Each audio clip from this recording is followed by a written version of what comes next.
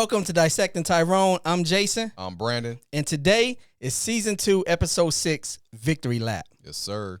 And today, man, we got a special guest. Why don't you go ahead and tell them who you are? My name is Houston Alexander. Well, if you from Omaha, or if you're a UFC fan or a B-boy fan, anything like that, you know who Houston is because he's been a part of the culture. Actually, do you still have your tour called the Culture Shot? The Culture Shot School Tour, yep. The Culture Shot Tour. And are you calling me old? No, not at all. Vintage. Okay.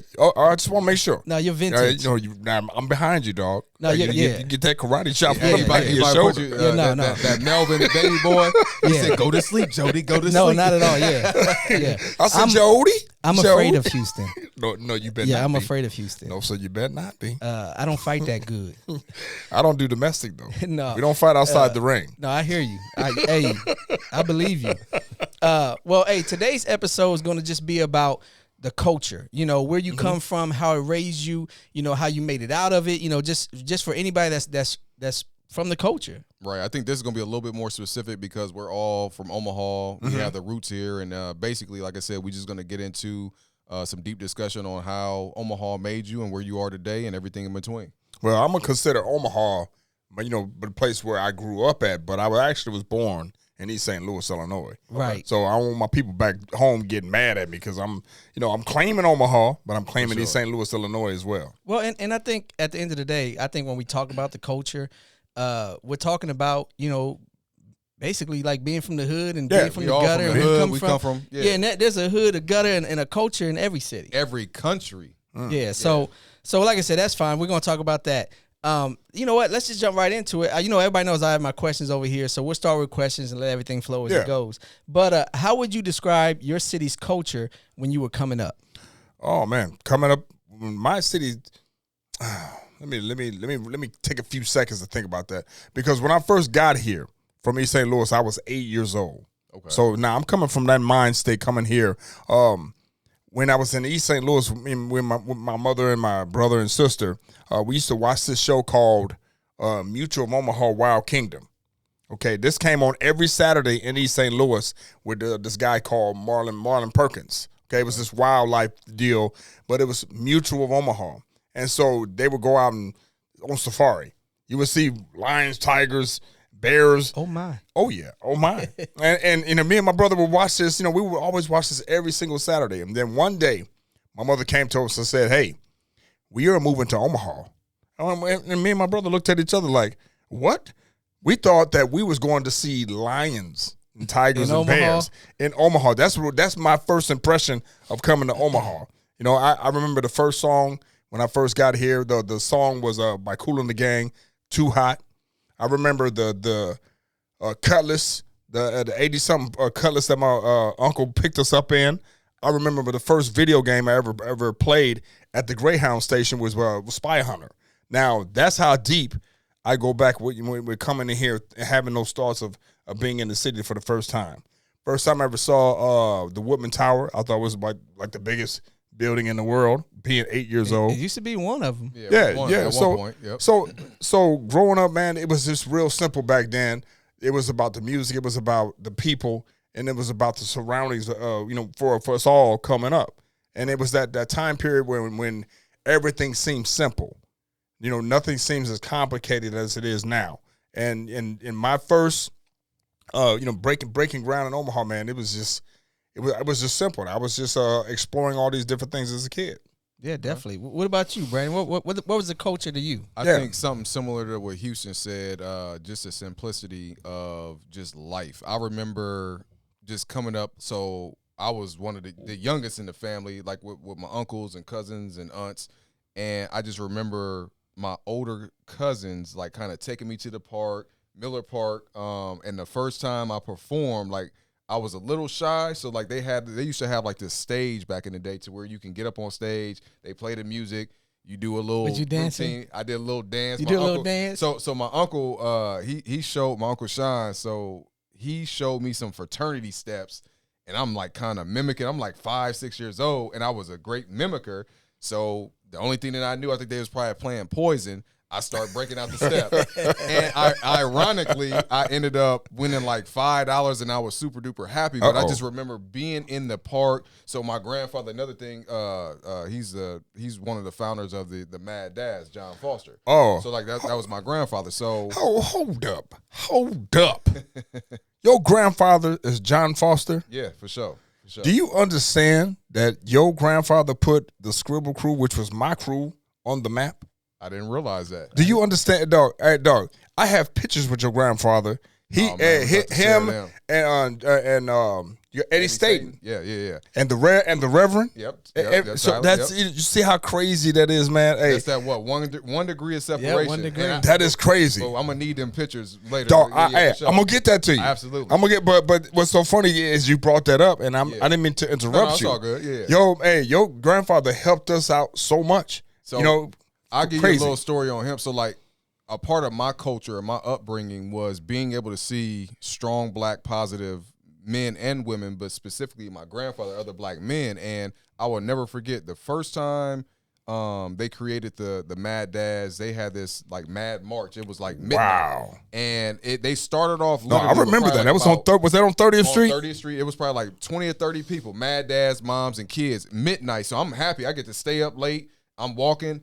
By the end of the night, we go from like 20, 30 people to over 300 plus people. They pull people, like they're stopping people from selling dope, from everything. And it was just seeing that unity. So like, that's where my upbringing started and it just sparked and everything from there. I mean, the rest is history. Do you understand your grandfather and the Mad Dad started the gun drive? Oh yeah, they started the gun drive. For people that don't know, tell them what the gun drive is. So basically, the gun drive is where they had an anonymity where you bring your gun, and in return, I think they were given like $200 vouchers or any illegal guns. Illegal guns with no questions asked. No questions asked. You bring it, and they give you a voucher. And it started off with cash, but then it got so popular they started doing vouchers and for whatever.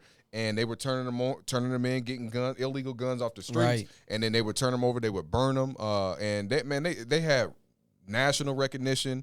The president came. Yeah, because it got thousands of guns out of the hood over the course of time of doing it. Absolutely, President still do it, but President Bush, the first Bush, came to 30th and Bedford because of the Mad Dads. And Jesse Jackson, he did too. Gave them the point of life because I remember because I spoke at that joint. Man. Your grandfather, Eddie Staten, they came to my school and presented me something at North High.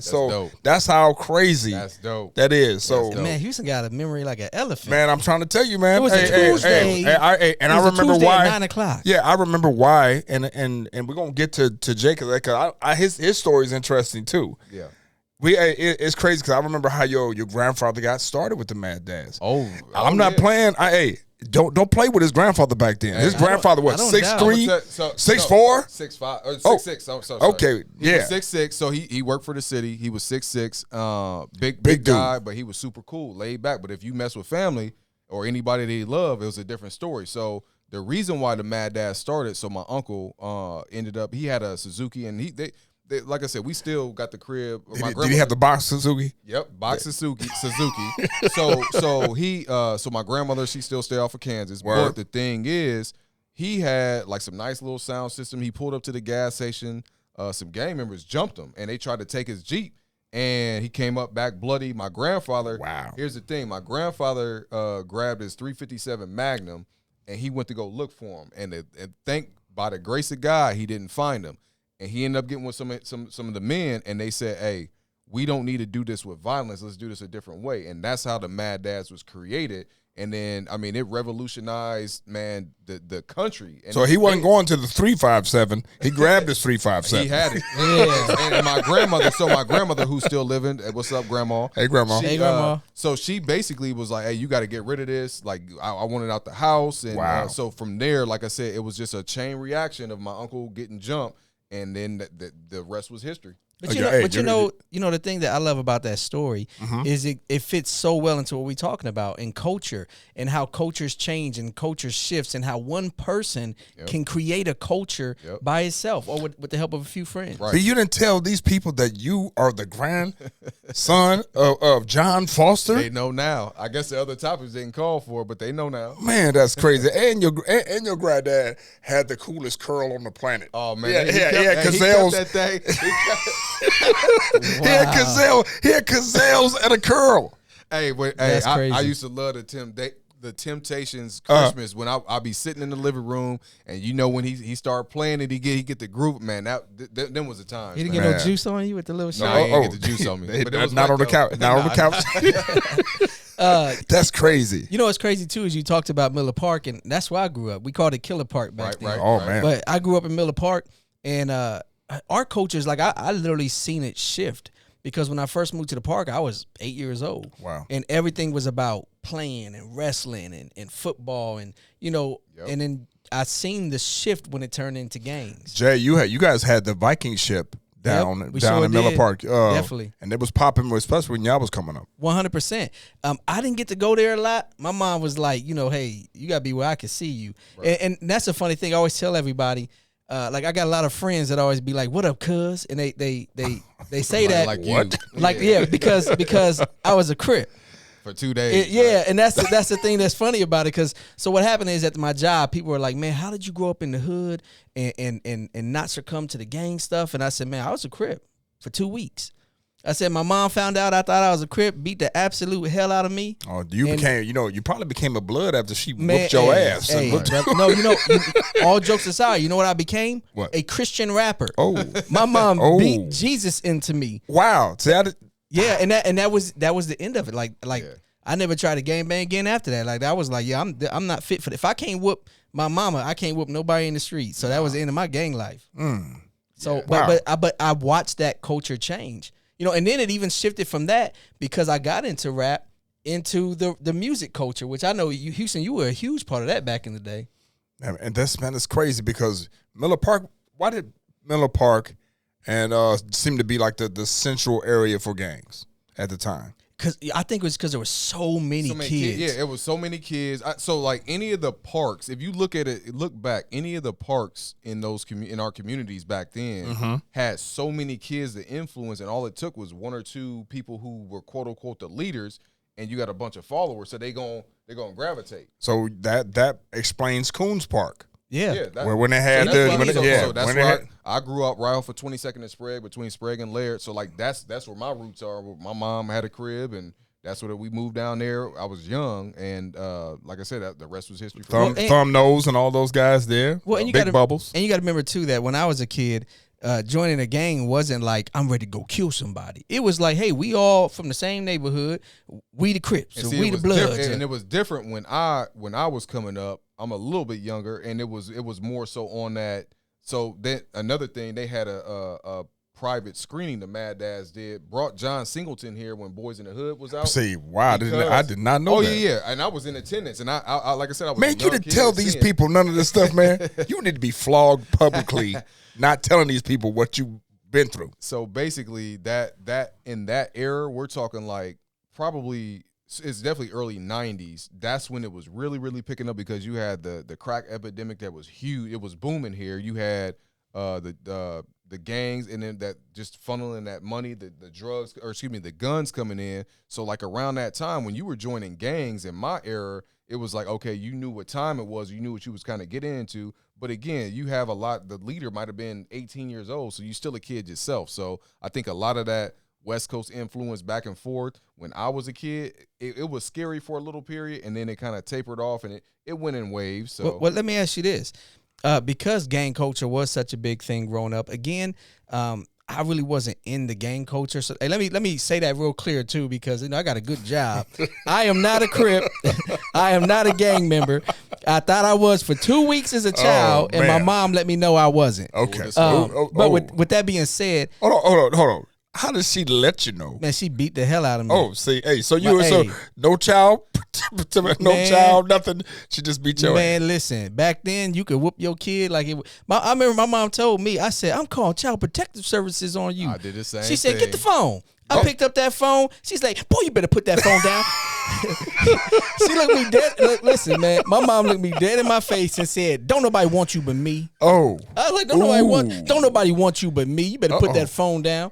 So, but yeah, my mom didn't play because I remember she told me when she whipped me for thinking I was a gang member. She told me, she said, "I'll kill you before the streets do." Which is a good mom because Wow. you know if she Yeah. that was her last defense because if you did then she felt like she lost you and then the rest was history. Well, and a lot of the kids from my neighborhood are dead or in prison. There was a bunch of them that all went down on the same murder, and I was a follower in those days, so I would have followed them without her guidance. I ended up in prison. But I ended up in prison as a prison guard, as a correctional officer, when a lot of my friends were inmates. wow. So I think my mom, we was in the same boat. I worked in corrections too and seen a lot of it as well. my mom didn't play that. And I'm gonna take. Go ahead. No, I was just gonna ask, but the question is, how did you? What was the survival method to not get drawn into that gang culture? Especially Houston, like you coming from a city that I'm sure had a bigger gang problem than we did. St. Louis ain't no joke. Yeah. Oh, So how did you survive that? I didn't see a white person until I got here.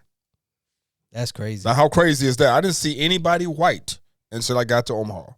And I think on that note, I knew. So I went to school with white kids in certain areas, but I was so entrenched into the North Omaha community, I didn't really understand other people, what they had going on, because I seen black businesses all up and down 24th Street, all up and down 30th Street. Like it was just a culture of like a cohesive black Wall Street at least from the 80s until the early 90s. 2000s. I'll probably say like around 2000, and then it started tapering off because the elders start dying off, or they were moving out the state. They were wielding their kids with the business, but if they didn't instill that business sense into them, they were selling them off, selling houses. So it quickly, within a span of 5 years, what we once had and what we were trying to build, it was all gone. And then you got gentrification coming through. So all these different factors, but me seeing it growing up, it was such an inspiration, and man, it gave me hope. And I'm like, it's more to it. Like the gang thing, you hear of it and you see some of your peers may dibble and dabble in it, but for me, I seen much more to that, and especially with my grandfather, my mom, like just the upbringing, they wouldn't having it. And yeah, you do a few little things with your friends, but at the end of the day, you knew right from wrong, and you knew not to go down that path because either you're gonna end up dead in jail, or those are your two options from there. And I never chose that route. And what I'm gonna do is this: I'm gonna bring both of you guys full circle because I'm a few years older than you guys. I remember you're vintage. Vintage. Okay. Thank you, sir. But I remember Big House, one of the first Crips to come to Nebraska. I remember Steve Ale, one of the guys all these people coming in from California who were setting up shop for the first time with a lot of the kids that used to be part of Omaha supposedly gangs, like the Bro Dogs and people like that, people from the South Side. I was there when these people were trying to start their own little small gangs, Omaha gangs, not any outside gangs. But I remember I was there when a lot of those guys from California were setting up shop here down in Vietnam projects and up there at Hilltop, and how they influenced the other neighborhoods where it trickled down to you, and then it trickled down to you. So then that was deep, because a lot of those so-called made-up gangs from Omaha turned into Crips and Bloods overnight. Right. Definitely. And only because movies helped that along as well. 1000%. Colors and music. Yeah, colors. Yeah, starting with the NWAs and stuff like that. But I really think NWA was cool. We all fantasized about it. It was cool. But I think the visual of seeing Colors. Yeah. Seeing Menace to Society, Boys in the Hood. And Boys in the Hood, that really kind of changed everybody's perception of the gangs right there, and glorified it. Once other people from other cities started setting up shop, which trickled down to you guys. Right. So that's crazy. But let me ask you this, because again, we knew you for breakdancing, we knew you for the Scribble Crew. Like, what made you go that direction versus the gang direction? Well, I was already kind of, into hip hop already. When I was a kid, in ninth grade, we used to go down to the old market, and we used to go down there and for 2 summers of me and my friends, my cousins, we would go and we would actually dance every Saturday on the corner to where I bought my own clothes. They bought their own clothes for school. So that, I was already into hip hop when it came to B Street, breaking, I was already in that. So I already had my mind made up that this is what I wanted to do, even as a young kid. Even before the games came here, I already knew that I wanted to paint, which is the graffiti. Which if you don't know, man, Houston's cold. I do a little bit. Cold with that graffiti. I do a little bit, but tagged half the city. I knew that I wanted to either dance.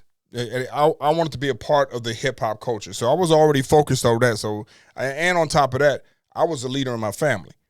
I was a leader at school, and I was always, it was always embedded in me to be a leader and not a follower. Oh yeah. So when the games came around, they tried to recruit me because they saw the things that I was doing, and you could fight. I can fight too. Yeah, but I've been fighting since the first 2 weeks I got here from East St. Louis. Hey, and for them to see you, that was a thing too. They was like, oh, we got to have them on our team. So it was like, unfortunately, it was like a recruitment. But it's funny that because as I said earlier, when we first started talking, we had people who are already kind of in their small little gangs before the actual big gangs came. Right. And a lot of those guys, like in your neighborhood and in your neighborhood, they were already, they were getting recruited by the bigger gangs outside of here. So they knew me and they tried to recruit me, but I already told them I was on this path with hip hop. Right. So that kept me out the way. I think one of the things that you brought up as well is just from the dance perspective. So like it's funny, I got my first taste of breakdancing. I was probably like around 11 or 12. Mm-hmm. This guy at my church, he ended up, he was like, hey man, you want to learn how to break dance? And he gave me this tape. It was he gave me 2. It was Breaking 1 and Breaking 2. Wow. So I studied it because I was big into martial arts. I've been in martial arts since I was 5 years old. Wow. So it was a lot easier for me because I already got movements on all these different things. Man, I popped them tapes in. When I tell you, I thought I was like a breaking machine, and I was a part of the Young Ambassadors. Wow. And Roy, rest in peace, Roy, he gave us a platform to be able to express ourselves. And one of the things, like we'd be out there Sunday meeting. We have our meeting, say what we need to say. We was cars, we was dominoes, but then we'd be on the side break dancing. Some of them be rapping. So it was a great culture. So crazy, Jay, that again, 360 for all of us because P Minor, you and all Young Ambassadors. Yep. I remember all those. Y'all, who was a singer? Did you sing? Did you try to sing? No, that was P Minor. That was it was a couple folks that was doing it. Victor Johnson, remember Victor Johnson? He sung. Yep, Victor Anthony, I think might have tried to sing him. Which Anthony? Johnson? Oh my goodness. Hey, so that's crazy how all this is just kind of trickling down to each other because I do remember the Young Ambassadors and all the things that Roy was doing with all the youth and it's crazy because you turned out halfway decent. You turned out halfway decent. Yeah, Roy had the dancers and everything out there going nuts. Man, that's crazy. Yeah, I remember that. Roy used to sing. He created our style. Yeah, our style. Yeah, he was a singer. And this is how far back the vintage guy goes. I remember when 2 Occasions came out with the deal. Roy and those guys opened up for them. Okay. Back in the day. So it goes back further. And it's just stuff that I remember coming up in the neighborhood. Well, and being part of the music culture, Roy was huge because he used to do those shows downtown. Oh, yeah. Remember where the old slides were? Yep. And they would do all those shows down there and it gave artists opportunities to perform. Like the spotlight or something like that? Yeah, that was like an open mic. Yeah, definitely. And for me, I think that's what kind of kept me beside my mama in that belt. Oh, that's what helped keep me out of the gang stuff. Is once you got into like the music and things like that became my goal. Like I thought I was gonna, make it. Yeah, and I was like that for sports with me. So like I was real big into sports, real big into martial arts, and it was like, man, that's my ticket. But my mama always say like, hey, if you ever get injured, you gotta have something. So I always had like the business aspect of it. There were so many different things that I was so interested in as a kid, which I was good. I was thankful. I would go research, and to this day, I'll research the hell out of everything. But it just opened my mind and expanded it. And once I joined the military, I was on something different because now I'm seeing different cultures in different countries. And I think that's the big thing, which may come into a segue of a question I got for both of y'all. Sometimes I think when you get pigeonholed so much in the city of Omaha and you don't explore something else, your mind is like kind of stuck. So you being able to go travel somewhere, I think that also kind of helps shape who I am, because I see different cultures and I can come back here and be like, oh, okay, it's not just this, it's more to than just So I want to this. ask you, and I want to ask this man a question. Okay. So with you, with martial arts, Yeah. do you think it gave you the discipline Absolutely. before you got to the military? And with you, you said you changed over when your mom got into you, but when did the Christian rap start? You know what I'm saying? So that's that, because I've never known that you went from getting your ass whooped by your mom, but then where did Christian rap come from? So I always loved music, right? I started with poetry. Poetry was my first love. But back then, it wasn't like everybody snapping for poets and stuff like that. Nobody cared about poetry. So I got into music because everybody in the neighborhood used to, we all loved music and rap. And so who were some of your OGs back in the neighborhood? Do you remember? Musically? Yeah, musically. I really didn't have many. Like, I really kind of figured it out for myself because everybody was just trying stuff. Like, we were just out there doing stuff. So musically, I didn't have any music OGs until a little bit later. And they actually came with Christian rap. So at first, I used to gangster rap. And I remember being in the hood. No, listen. Hold on. What was your first rap name, sir? Well, let me ask, what was your first rap name on your podcast right now? Well, my first rap name, I won my first talent show in second grade. And it was Cold Chillin' Naps. Because I had this. I knew y'all was going to laugh, man. Forget all of y'all. That was traumatic. That was trauma. That was trauma. Hold on. Hey, listen to this, though. This is the funny part. Hey, that ain't even the funny part. Hold up. Yeah. Hold up. Cold chillin' naps. Okay. Because I had this afro. I had this afro I never used to pick out. So I had this real nappy hair. But I tell you what's funny was all the rappers had like gold chains and stuff like that. Yeah, I'm from the hood. I ain't got no gold chain. So I stole a Cadillac symbol off somebody's car and hung it from a silver chain. So I was up there rapping with a stolen gold Cadillac symbol. And I remember when I finished it, I did this whole little rap, and I said at the end, I said, "You could do what you want, even forget my raps, but remember my name is Cold Chillin' Naps." Hey, so hold on. There's two things coming out of this right now. I won $50 for that talent show. I took first place, and we haven't even got to him when it makes what's up about here. Yeah, I took first place with that, man. I was first off. You was part of that epidemic. Where people stealing stuff off people's cars. Yes, chromies, and back emblems. Then, ladies and gentlemen, they had the Cadillac, Mercedes. Yep. All these different cars had their emblems upside down from your necklace. Yeah, they had their emblems hanging outside the car. If you go back and look at some of the cars in the 80s and 90s, on the hood, right there on the hood. I was a criminal. Yeah, they had the Mercedes. They had the Cadillac. Who else? I just remember Mercedes and Cadillacs. Yeah. Those were the two biggest ones. Yeah, so people were going to pop those off and put them on their chain. Because it was just a little rubber piece. So if you bent it and cut it, you had it. I'm sure that person is still looking for you. Hey man, they might be. And the chromies too. You take the chromies off their tires. The little chrome things. Man. The tire valve caps. You take them off, but they had to be chrome. We call them chromies. Yeah, they had to be chrome. And you put them on your bike. Yeah, you just steal people chromies.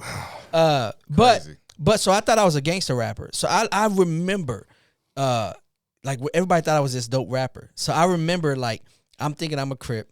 The Bloods would be like, "Oh man, hey Jay, come over here. Hey, spit some raps." And I'm sitting on a porch full of nothing but Bloods, and I'd be like, "Man, is it cool? Nah, ain't nobody gonna mess with you. It's cool. Go ahead." Yeah. And so I do these raps about killing Bloods, and I ain't never had a gun in my life at this time. But that's what. When you talked about like the movies and everything influencing you, that's what influenced my raps because that's what I saw. I didn't live it, but that's what I saw. So I'm talking about this, and they'd be like, "Oh man, that was hard as hell. If he was a Blood, it'd be even better." All right, I'd be like, "All right," and leave. But how did you end up forming? Since you were experimenting and didn't know, how did you know how to form your raps? Let the audience know about that because I don't know how to format raps. Or I do now, but not then. How did you learn that? I'm gonna tell you something. When I learned how to format songs and how to do this stuff, I realized I was doing these things naturally before I even knew how to do it. And I don't know if it just came from listening to music and you learn and you just pick up on formats and cadence and things like that. But I it just was a natural thing for me. But it was also basic back then too. It was hook, verse, you're done. Mm-hmm. So it was pretty simple, but it was just something that I picked up on. And what happened was I ended up going to church, Pastor Barlow's church, and I'm in the back, and I saw this. I ended up going because they used to have a youth group that would cut grass in the neighborhood, and they had this girl I thought was fine, who was helping cut it. It's always a girl. Man, listen, always a girl. She was cutting the grass, and I was checking her out, and this dude, Ron Rico, God bless Ron Rico, he passed away now, but he came over to me and he was like, "Oh, you like that?" I said, "Yeah." He's like, "She gonna be at church Wednesday?" I said, "I'm there." And so I'm going to church thinking I'm about to holler at this female. So I go to Pastor Barlow's church. The message really hit me, and I decided to give my life to God. I remember I'm about to get baptized, and the girl was leaving. So I tell my cousin, because a few of us went together, I say, "Man, go tell her I like her. Get her phone number for me." He said, "Okay." And he came back right before I went down the water. He said, "She don't like you." And I said, "Oh. Hallelujah." Jesus. Well, and then I went to another church that next week, a friend of mine's church, and I saw this dude named Roy, a different Roy. He called himself the coldest one, and he was doing Christian rap. And I thought I couldn't rap anymore because I was doing gangster rap, and I was like, man, you know what I mean? I can rap about Jesus, and that was he became one of my music OGs in music with Christian rap, and I learned a lot from him moving forward. So that was my OG. Long story short, that was my it's all good. OG. So you were Frank Forrest, or isn't it the guy that does Christian rap that everybody loves right now? Yep. Something you were him back then, and when gospel rap wasn't as popular as was nobody now. was doing it, and even I did a show that aired nationally on BET. I was on the radio in 3 different countries. I toured all over the country, actually getting paid to perform. I did a lot of things. I didn't quote unquote make it, but I did a lot of things I never thought I would do. But I remember there's a singer named Mark Dorsey. He had an album out on Jive Records called Crave. Mark did independent A&R. So my manager, which was Tony Bailey, used to be in Jam Squad. I don't know if you Tony, but Tony was my manager. We went to New York. We performed for A&Rs, for Sony and all these big labels, and they said, man, if he wasn't Christian, if it wasn't Christian rap, he would have been already signed. And that was the big thing. Christian rap wasn't popular back then. It was a niche market. They had one artist who, back then, if you did Christian rap, you mimicked a regular rapper. Yeah. So you was like the Christian Pac, or this guy was the Christian Biggie, and he sounded like Biggie, looked like Biggie, and they poured all this money into him, and it was unsuccessful. So they were afraid to put money into Christian rap after that. So we did it independently. I remember meeting Lecrae for the first time when he was on a promotional tour, and that was maybe 4 or 5 years ago. And for you to see where gospel rap is right now, man, it's huge. It's huge. When you gonna pick the pen back up, brother? Well, and for me, I'm talking 20 years ago. That's that's crazy, huh? So pick the pen back up. I still like to play with it, but we working on podcasting right now. I'm not mad, brother. No. But if old boy can rap on his podcast, Cameron, I'm sure you sound way better than him. Hey, Cameron be killing it. Yeah, he does. But I'm trying to tell you, I've heard you, and again playing your music when I was on the radio with Hot 107.7. Hey, let me say this real quick. Yeah, one of the reasons why it was important for me to get you on the show, and we were supposed to have another guest, Anthony "That Dude" Johnson from the Smartest Dumb People's podcast. Okay. The reason why I wanted both of y'all so bad is because Anthony's my podcast OG. Like, he had me on his show before I ever did a podcast. We talked about it. So I wanted him on for that, but I wanted you on because when I was doing music, you always showed me love. 100%. Always had me on the show. Always talked about how good of an artist I was. Always bigged up me behind my back to my face. Like, always encouraged me every time you saw me, and that meant a lot to me. So it's an honor and a full circle moment to have you on our show now. And that's what's so dope right there. And it's crazy because this is what we're supposed to do for each other. Whether you're looking or not looking, this is what we're supposed to do for each other.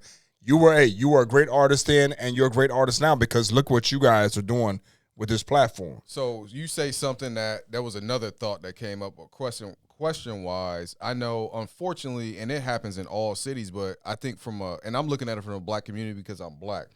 a lot of times you have a lot of gatekeepers, people who are in positions of authority, power, whatever it is, and they choose not to put somebody on because of some type of jealousy, because of whatever it is, and it's very, very, very unfortunate. And I think you're able to get more out of a relationship, get more out of whatever, if you open it up. Nobody's telling you to give your 100% sauce, but at least giving people opportunities. I'm real big on it, and I've always been like that, but I've experienced the gatekeeping throughout my life living in the city. So, like, what's some of your experiences and your experiences from the people, like, you see it to where, hey, I got an opportunity for you. You go to this person and they try to like, nah. But hold on, I know we're kind of all over the place because we gotta shift this to you with martial arts because we're gonna get back to it because I want to know what martial arts did for you to help you out after because you said you were really into it. Yeah, there's a discipline aspect to that. But as far as the gatekeeping thing with my man Jay, with me, we know we have the gatekeepers, and when we say gatekeepers, it don't have to necessarily be someone holding on to money. Right. It's not. It's bigger than that. It's somebody holding on to that job to access or having. See, with music, you had to leave to come back. Understand that? Just like how you had to leave to the military and come back with the knowledge. See, I encouraged everybody, and that's why you left. You went to New York and you went to all these different places, but we didn't have that access here as far as music. Yeah. You could record music here, but we didn't have. You had to go out to the West Coast or the East Coast to get signed. So as far as gatekeeping goes, there was no gate. I don't think it was any gatekeeping. You had to do it on your own. Yeah, you had to get out. You had to find you a manager. You had to find somebody with money. You had to do it on your own. There was no gatekeeping back then with music, and there was no blueprint. Like you really had to figure it out. That's why when you said who taught you song structure, I'm like, man, you just figured it out. See, you figured it out, and so the access that the young people have today, that's crazy because you have all this access.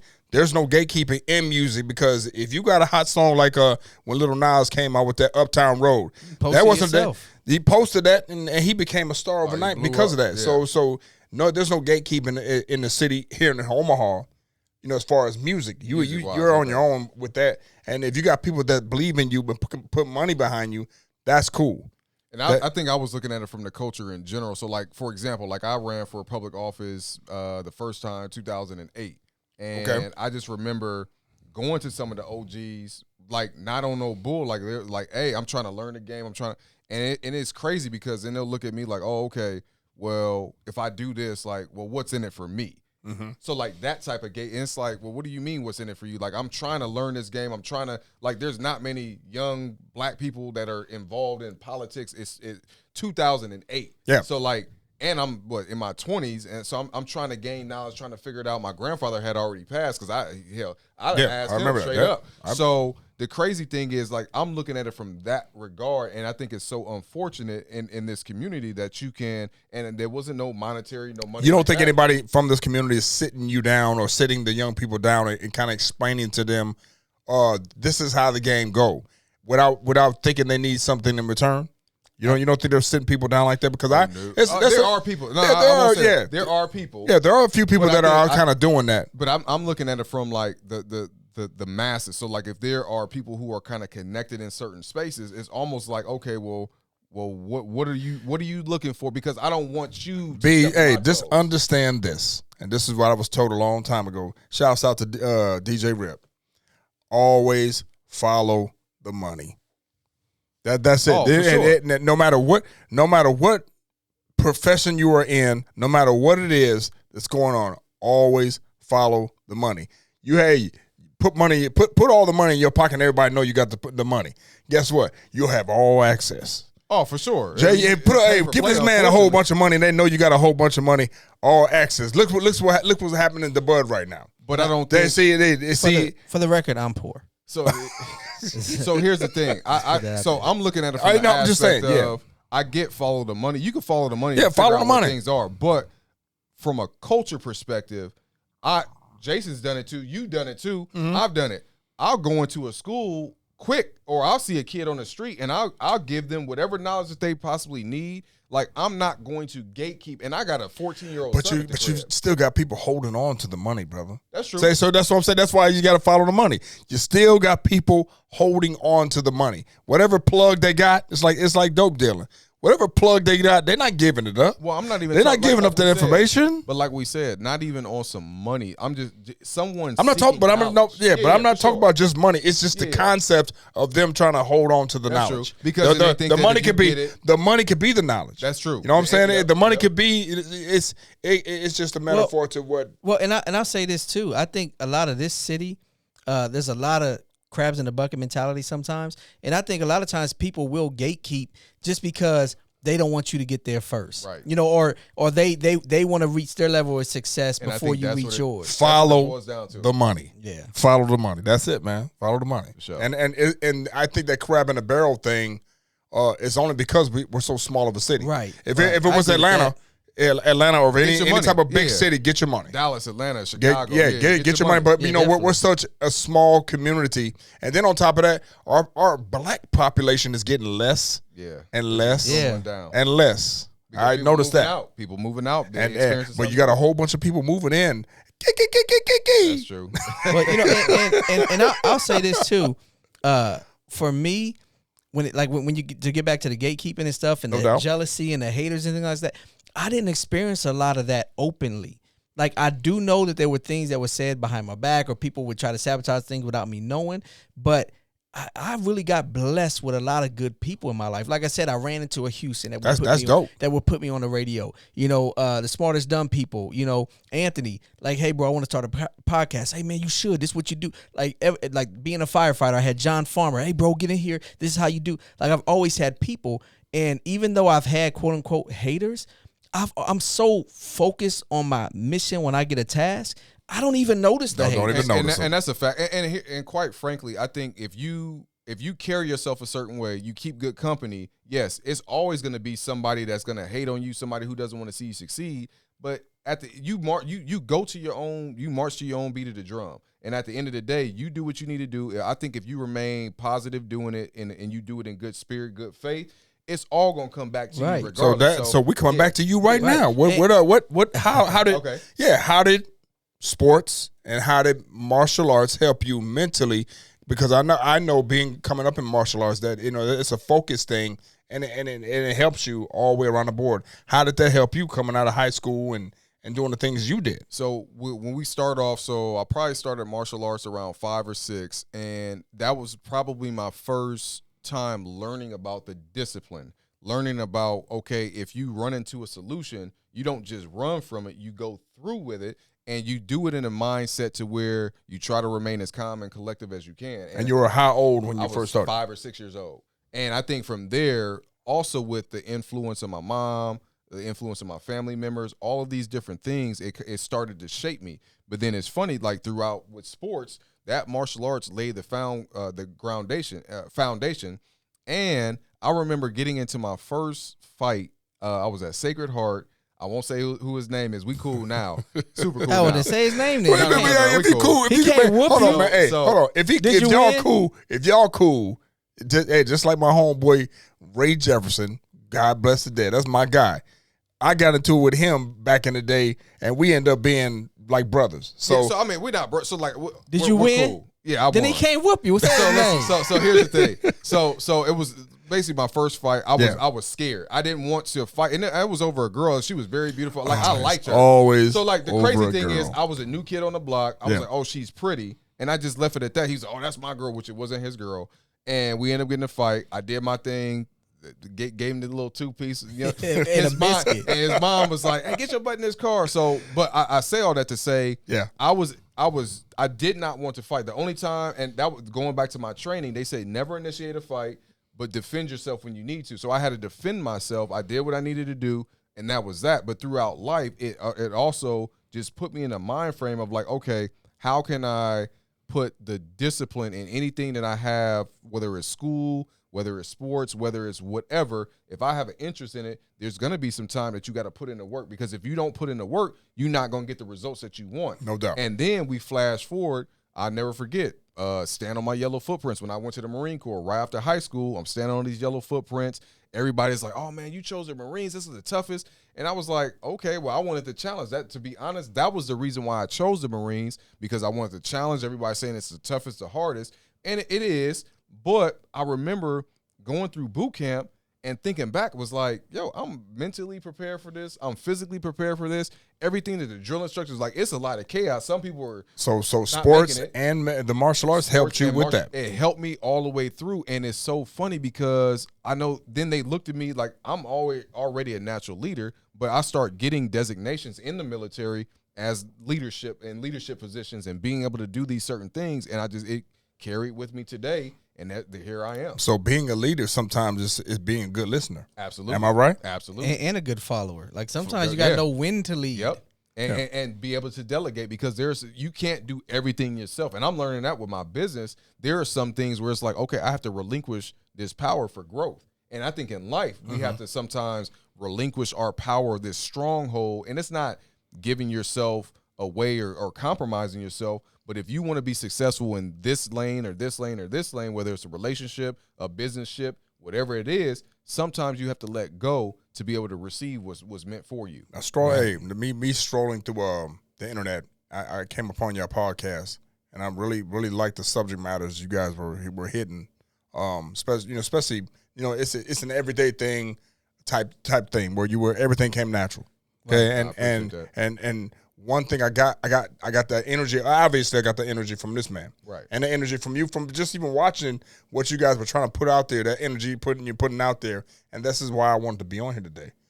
I come to find out, you're John Foster's grandson, yeah, for sure. And that man influenced me from 100%. Man, I have ads. Me, John Staten.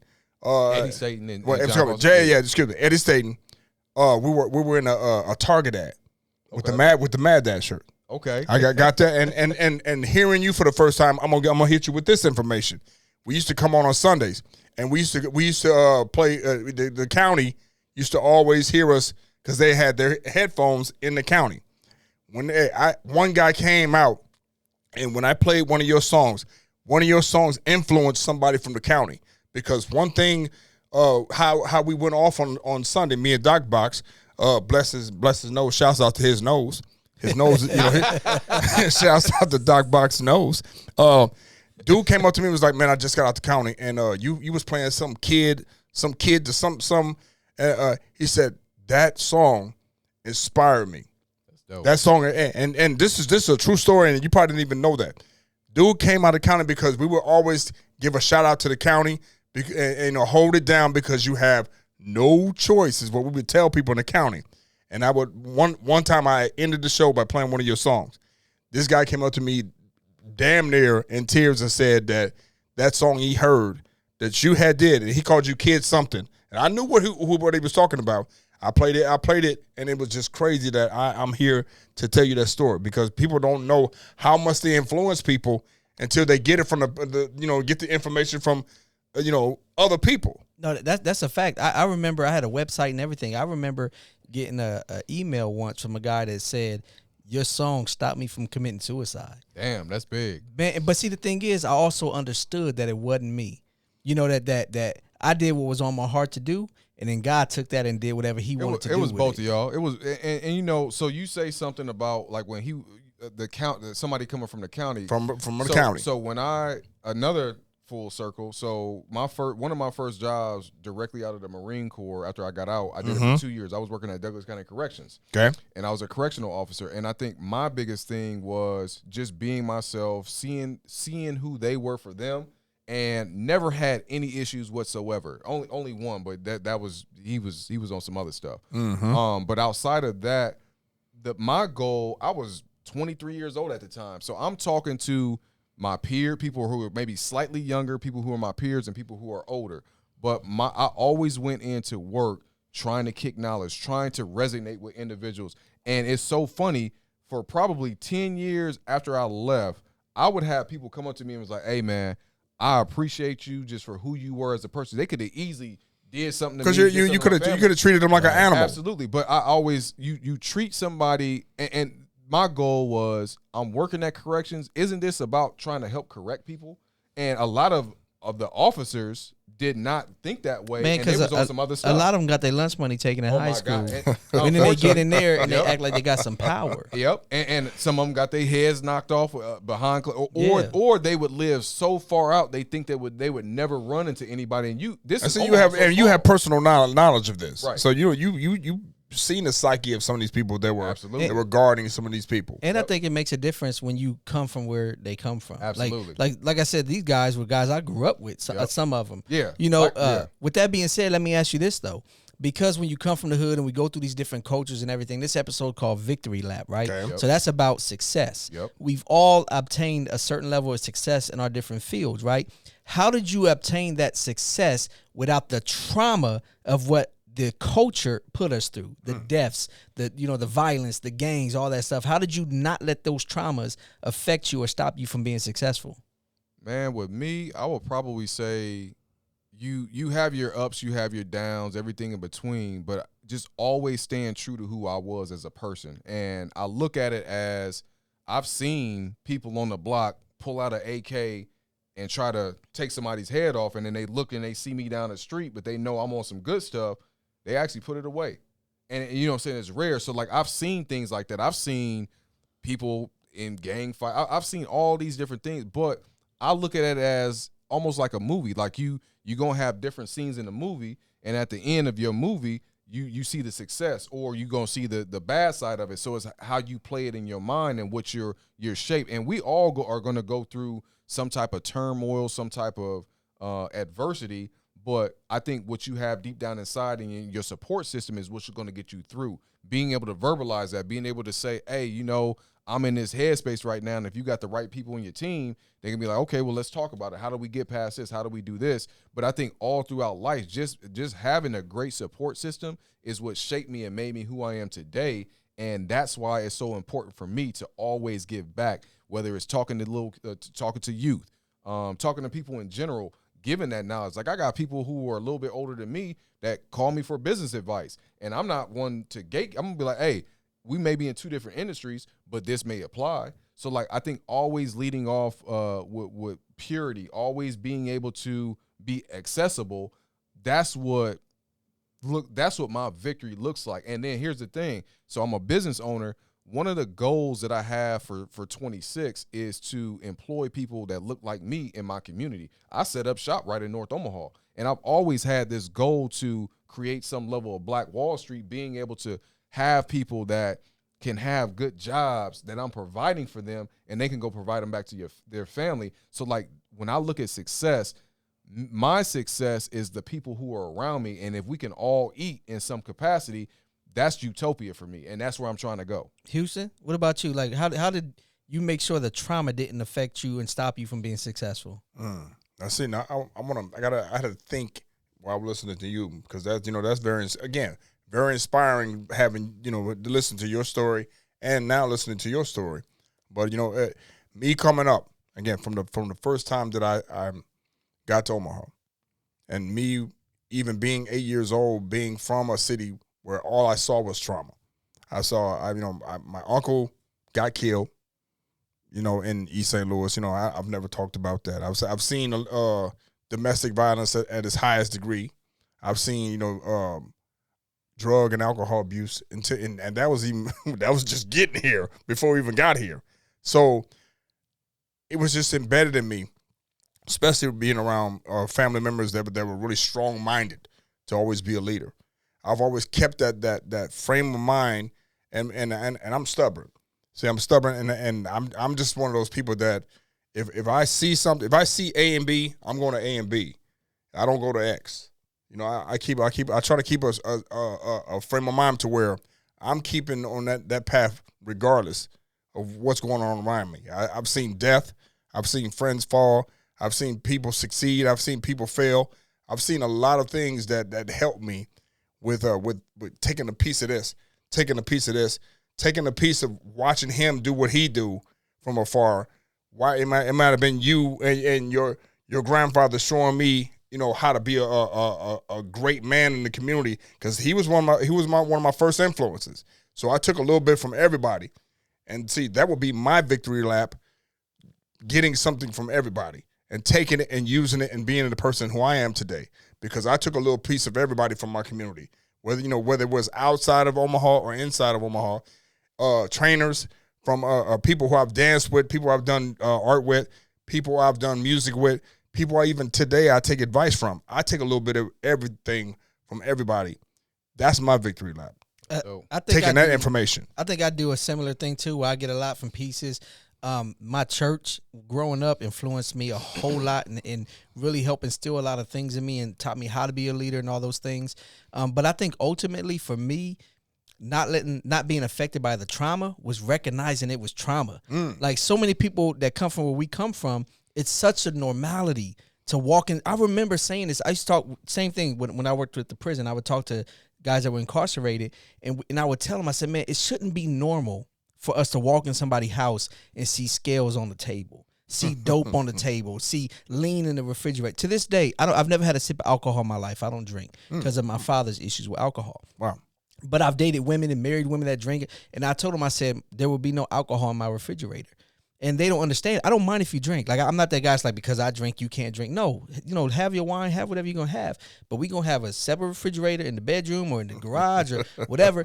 But the reason, I can't see it. But the reason why, though, is because I remember my little cousins moving a 40 ounce to get their sippy cup. Like, this stuff was normal to us. Like, it was normal to see somebody, with a legal firearm under their shirt. Like, that stuff was normal, and it shouldn't be. Like, those are traumatic situations that we normalize so that we can survive. That's our survival mode. So for me, not letting the trauma affect me was recognizing that it was trauma, and then you can get healing for it. Yeah, that's deep. So we're talking about trauma from that regard. I was very, very fortunate to grow up in just loving households from and I'm not saying that that's not the case for y'all, but just like my mom loved me. So like from my mom's side, then on my dad's side, like all of his people, and then on my my grandmother's, or excuse me, my mom's mom and my grandfather, like just being uprooted and brought up in love. And every family gonna have a little drama, but I didn't see like my childhoods were normal. Now the gang stuff, like me seeing certain things as I got older, you're more aware, you're starting to seeing things. And I was fortunate, the crowds that I hung around, we wasn't on that type of time. And I think just being able to have, like I said earlier in the show, good positive male role models, good women role models. You mentioned church. Like my mom kept me in church. We was at church Sunday from Sunday school to service, to then Sunday evening service, to Wednesday night Bible study, to on Saturday we may have like some type of youth program. So she always kept me active, always kept me grounded. So I guess I didn't experience like any of the trauma that unfortunately some kids that they see growing up, and then it sticks with them, and they either go one or two ways. They're going to go towards the drama, or something's going to happen to where they don't go towards the drama. Usually there's no real in between. It's either one of the two at a young age when you see it. So I'm very blessed, very thankful that I never had to witness any of that. So like that's where, when you said the question as far as like the trauma, it really wasn't around. It was around me, but I didn't see it firsthand. Yeah. And that's crazy, because it's with all the information, and you hit the nail on the head, observing it as being a trauma in the first place. With all this information out there right now for young men and women, for older folks, why don't we have that knowledge to help through the trauma? Because we it seems like they're not. It's so much information out there, but no one's seeking the knowledge to get help. Why is that? Well, they're more on Facebook looking for drama. They're more on Instagram looking for the drama. Nowadays they're looking for the drama. They're not trying to get out of the trauma or drama. They're looking for it. So how do we get the young kids to help themselves and looking for ways to deal with the trauma? Well, my big thing. We inspire. Yeah. And I always preach therapy. Mm-hmm. Like, we grew up in an era to where, if you went to therapy, you was crazy. Like, that's for crazy people. It was taboo for the black community. Right, for our community. For white folks, it was never taboo. Right, but so I think we have to normalize therapy. One thing that I do like is there's a big push on self-care. I think we just need to teach more men, because women got that on lock, self-care. We need to teach more men about self-care and how self-care includes your mental clarity, your hygiene, therapy, things like Or so, now, hold on, he probably talking about going to get his feet done or something. You Hey. talking about self-care. You go Hey, get your feet done, man? I posted a picture the other day. You gonna get your feet done? Listen, I posted a picture the other day of me with some music on, the candles lit, the bubble bath, and my feet out. We tore them up in the chat. Yeah, they tore me up. I ain't asked all that. I asked if you got your feet. You get your feet done. But that's a part of self-care.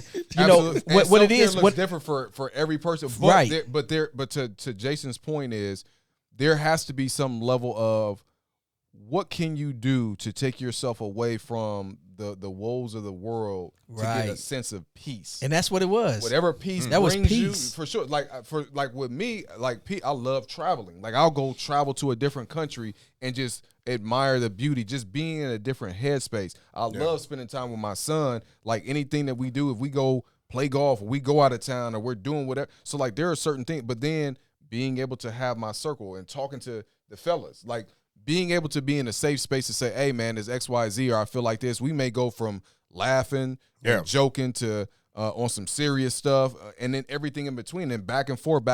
But having these spaces and then doing things for yourself, going to take yourself to dinner or whatever it looks like, go get a facial or movies. massage. I do a lot of movies alone. Yeah, anything. So like being so, but you get your feet done. I'll go get a facial for sure. I get a facial, get a massage.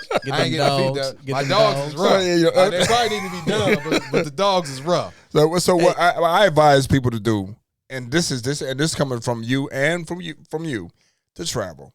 I love to. Hey, listen, I got a part-time job at the airport just so I can fly free. Like I'm out. I'm gonna have to. We gonna have to talk after this. Let me ask you a couple questions. Let me ask you a question, Houston. Yes, sir.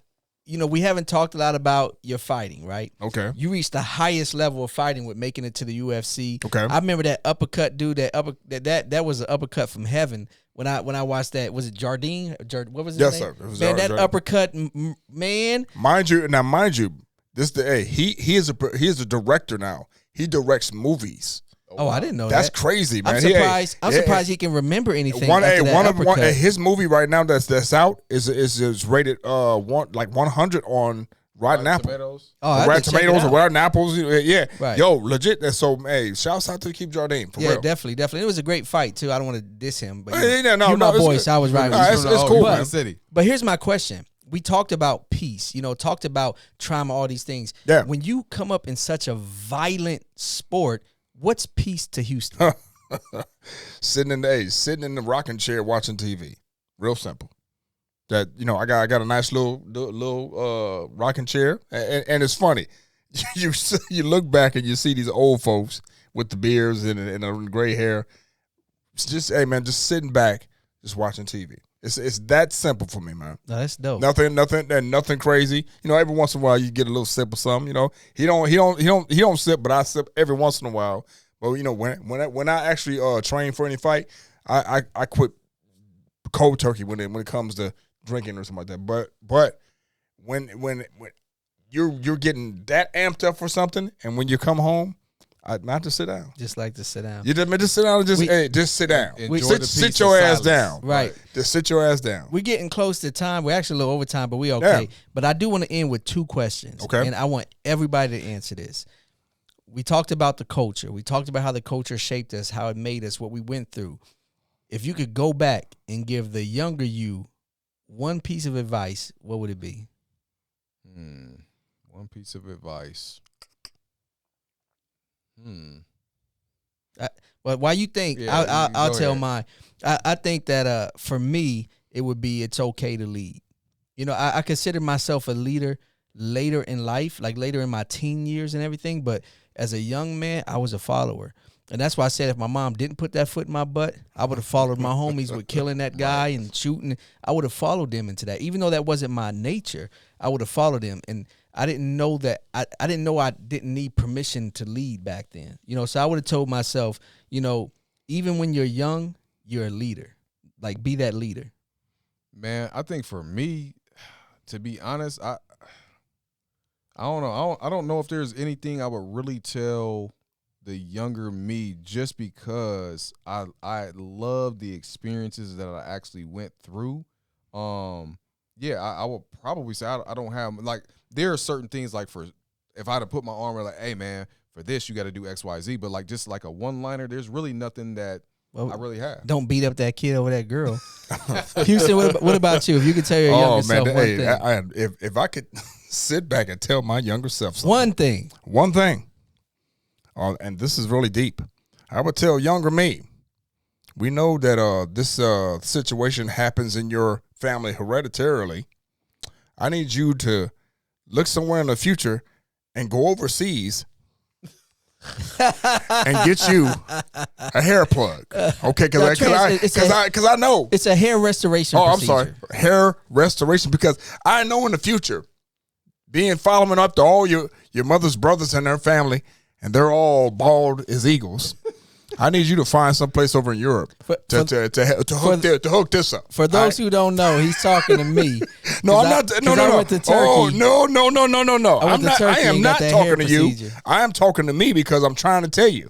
If I knew that I was going to be bald sometime in my family, because we got bald eagles in our family, I would tell the younger me.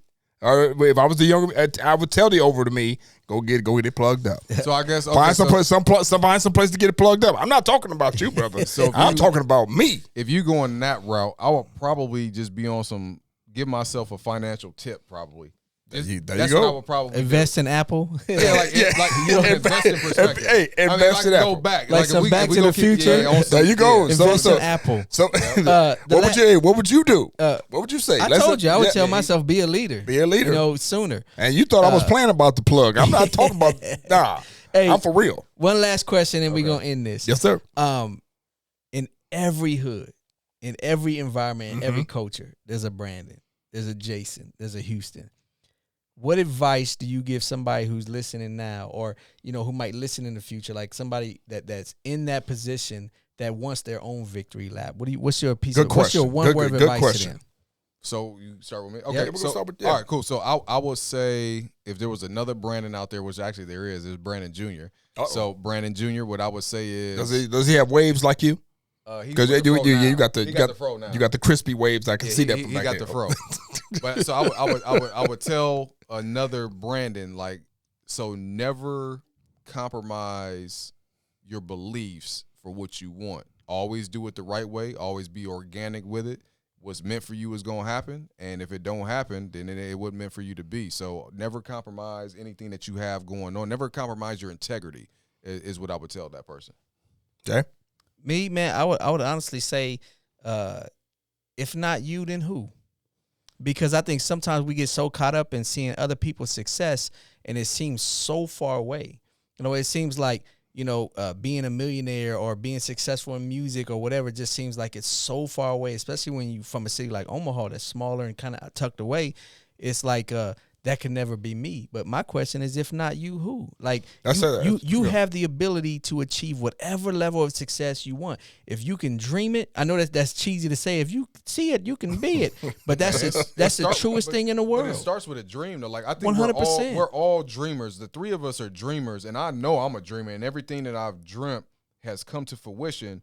But you have to put in the work. The dream is the start. But if you don't put in the work, you ain't going to get it. Hey, and I tell this story all the time. There's a story I share with people. I say this woman prayed every day to win the lottery. And she prayed every day, Lord, let me win the lottery. Let me win the lottery. And one day the heavens opened up, thunderstruck, and the Lord spoke. He said, my daughter, you will win the lottery. Wow. And she said, thank you, Jesus. Thank you so much. And she went her whole life and never won. And so she gets to heaven, and she was like, Lord, you lied to me. You said I was going to win the lottery. I never won. And the heavens opened up, thunderstruck, and he said, my daughter, you never bought a ticket. Right. And the point of the story is that God can have something for you. He can have this dream that you want, this destiny that you want, but there's still a part you have to do. And if you don't do your part, you're not giving him nothing to get behind. You would never get it. Yeah, he ain't going to put the ticket in your hand. You got to go buy. You got to go do your part and then let him get behind that. Buy that ticket. Buy the ticket. Yep. What about you, Houston? One piece of advice for the Houston that's out there. Stay open-minded. If you keep an open mind about anything you do, whether you travel, whether you do any type of career, again, keep an open mind about everything. Don't let anything get past you. Don't let it. Don't let everything get in front of you. Keep an open mind about everything, and if you keep that frame of mind, you'll go anywhere in the world and be successful. Keep an open mind about everything. Right. And one thing I think that's great about that is it opens you up to avenues. Because you might think your dream or your goal is music, and God might see it as podcasting. Mm-hmm. You Completely might, different. you might think your thing is the UFC, and God saw this bare knuckle fighting. Like if you keep an open mind, you're open to the different paths that your life might lead you on. And Jay, we have people that haven't even been past 72nd. Man. West or east. Yeah. So that's not an open mind. And let me say this too: the people that want to travel, right? You can go find a travel agent, right? You can book a trip out of the country. You can put a deposit as small as $100 or $200 down and make monthly payments. You can schedule that trip out for 10 months from now and pay $100 or a couple $100 a month and go see the world. It is not as hard as you think it is to get some stamps in your passport. Get that passport. Yep. But anyway, y'all, that's this week's episode. I want to thank Houston for coming out, man. Like I said, this was a full circle moment for me, dude. No doubt. I appreciate you returning the love and jumping on the podcast. Nah, I appreciate hearing your rap name, your first rap name. I appreciate that. What was it again? Cold Chillin' Naps. Yeah. That makes me happy. Yeah. That just makes Hey, me I won the $50 talent show though, so y'all can hate all y'all want to. They gave it to you to go get a haircut. Hey, man, we're not hating. Oh, hey, we're happy. Before we get out of here, you talked about your business in the hood that you opened. Yeah. Tell people where that is and what it is. So Yes, sir. I'm right in Fairdale. So 2118 North 24th Street. The Sign Doctor. Come holler at me. Come holler at all the other black vendors that are over there. The holiday season is coming up, so you might be able to find something that you can use. And we definitely appreciate your support. So I appreciate that. And I'm now a published author. I wrote a children's book. It's one of my poems I turned into a children's book. It's called A Butterfly's Tale. You can find it on Amazon. Houston, I know you do everything. got going? I know What's you up, got tell me about the radio show and anything else you want to plug. Oh man, you know what? We can do all that, but guess what? Just Google me. Google, I'm just being for real because Google me. If you Google me, all that stuff comes up. Okay. But we are in the AI era, and AI has comprised all the information on all of us. So I'm dead serious. All you have to do, if you want to find out any type of information or what I'm doing, I'm dead serious. Go on Google, put in Houston Alexander, and you'll see all the plethora of things that I'm doing in the community. He on a different level right now. Right, definitely. Not even that. We're just using the information, right? Absolutely. Definitely. So if you go on and Google yourself and see what AI do for you. Hey, Gonna show him on a flight to Turk now. you better believe it. He's gonna show you beating up that little kid over that girl. Hey, I might be doing this. Hey, come on. I might be going to Turkey for real. But hey, everybody, thanks for tuning in. I'm Jason. I'm Brandon. And I'm not a gang member because that's what Jay said I looked like when I walked in here. Yeah, with all that red I'm on. Houston. With all that red on. But anyway, y'all, thanks for tuning in, man. Peace. Peace.